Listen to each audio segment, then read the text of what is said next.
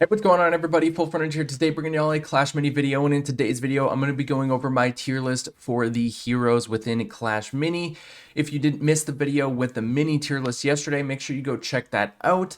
Link will be in the description below. I'll also throw a card up on screen. But without further ado, let's hop into the heroes and see where they all stand in the current meta. All right, so kicking things off, I don't think there are any heroes in the D tier. I think actually every hero is somewhat viable in its own right and has a spot in the meta.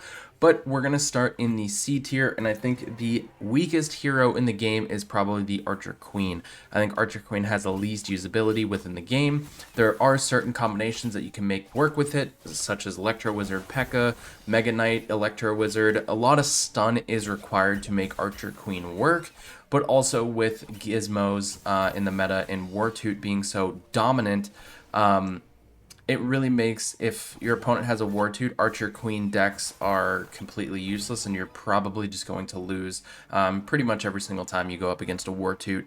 It's very slim that you'll be able to get a victory. So with that being said, I think that Wartoot is so oppressive that Archer Queen is the worst hero in the game. Next up, we have the Royal Champion. I think the Royal Champion is probably second worst. It's still pretty solid.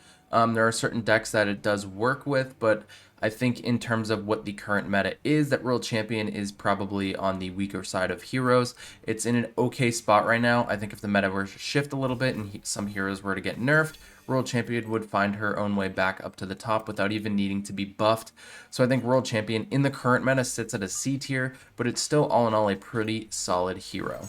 Next up in the B tier, we have the Wave Master. I think the Wave Master is in a pretty good spot. It's honestly one of the better heroes within the game, even though I'm putting it in the B tier.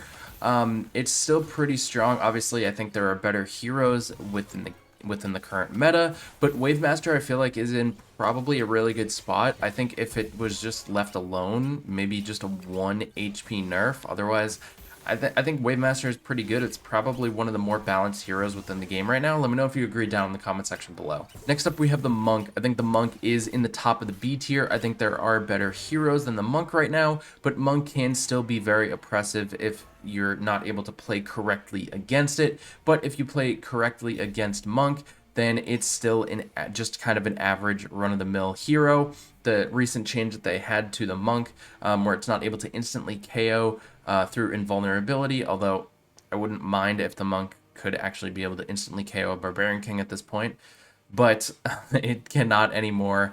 So I think Monk sits comfortably in the top of the B tier. Next up, we have the Countess. I think Countess sits at the bottom of the A tier. Countess is a very, very strong unit. It can beat most heroes within the game right now. There is some inconsistencies where if you're not kind of able to get like the perfect mini play or the perfect gizmo, Countess will struggle, which is why it's kind of in the bottom of the A tier.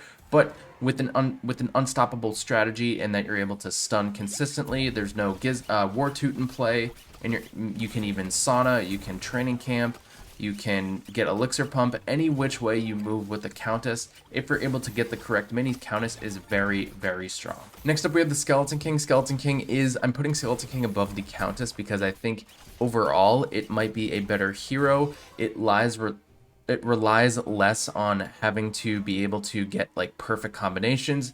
You can afford to kind of misplace a single mini and still be able to win with the Skeleton King. The important thing about Skeleton King is being able to force your opponents into isolation so that you can get the Skeleton King's extra damage or the absorb on energy for dissipate if needed. So Skeleton King sits in the middle of the A tier because of its versatility and also its kind of independency as a hero from minis that other heroes in the game might rely on. Next up, we have the Shield Maiden. Shield Maiden is obviously one of the top heroes within the game, and it is only up here because of the Battle Healer. I think the healing that it can get from the Battle Healer, the extra block that it can get, the increased energy that it can get, honestly, the combo of Battle Healer makes Shield Maiden so good and makes it the second best hero within the game.